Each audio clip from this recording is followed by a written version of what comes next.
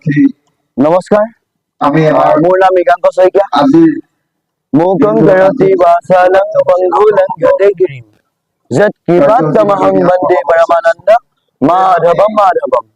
কৃষ্ণ, আজি আমি উপস্থিত আছো ধেমাজি জিলাৰ অন্তৰ্গত অসম বৈদিক বৈষ্ণৱ মহাসভা আৰু ধেমাজি জিলা বৈদিক সমাজৰ সৌজন্যত বেতনিপাম মালিনীপুৰ জিলাভাষাৰ ত্ৰিবেণী তীৰ্থৰ উদ্যোগত আৰু নাহৰনি অৰ্জন নামঘৰ জাতি বৰ্গৰ অনুষ্ঠিত হোৱা ব্যাখ্যা অনুষ্ঠান তথা 1001 গৰাকী নামতিৰ দ্বাৰা পৰিবেশন কৰা দিহানাম আজি এই স্থানত অনুষ্ঠিত কৰা হ'ব।